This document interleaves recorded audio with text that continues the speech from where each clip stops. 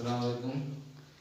जी थियण खां अॻु में तव्हां सब्जेक्ट वर्ब ऐं कंप्लीमेंट जे बारे में तव्हां कुझु सम्झाणी वरितियूं। हाणे हिन में हिकिड़ी शइ अॻियां अचूं था, पाण नोट ते अचूं था।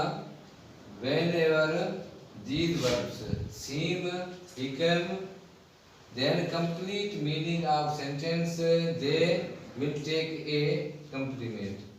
जेकॾहिं कंहिं जुमिले में असांखे सीम या बिकम जेकॾहिं पाण खे वर्ब मिलनि था त उन खां असांखे कंप्लीमेंट लाज़मी खणणो पवे थो।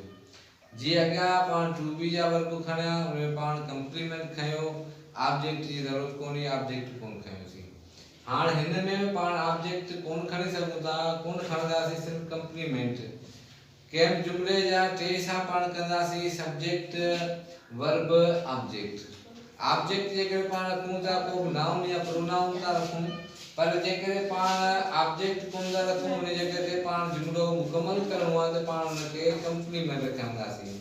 कंप्लीमेंट में सिर्फ़ु पाण एडजेक्टिव रखंदा या नाउन रखंदा।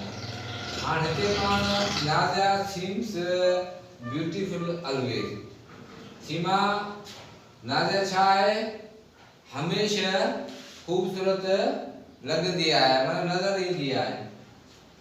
दे बिकेम इंजीनियर, ही उहे इंजीनियर थींदा। ठीकु आहे न। हाणे हिन में पाण ॾिसंदासीं त सब्जेक्ट वर्ब। हाणे हिकिड़ा वर्ब हूंदा जिनमें सिर्फ़ु वर्ब मां असांखे कंहिं जुमिले जी माना मिली वञे थो। जीअं पाण एग्जाम्पल खणूं, ही रन्स,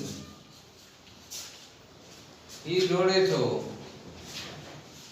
she eats, हूअ खाए थी।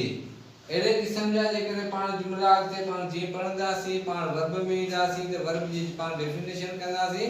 उन में तव्हां वर्ब काइंड्स ऑफ वर्ब में तव्हांखे इहे शयूं वधीक सम्झाईंदासीं। हिन लाइ हिन वीडियो खे तव्हां लाइक करियो, शेयर करियो, कमेंट्स ॾियो, सब्सक्राइब करियो, जीअं अव्हांजे साम्हूं नवां वीडियो असांजा ॾिसी सघो।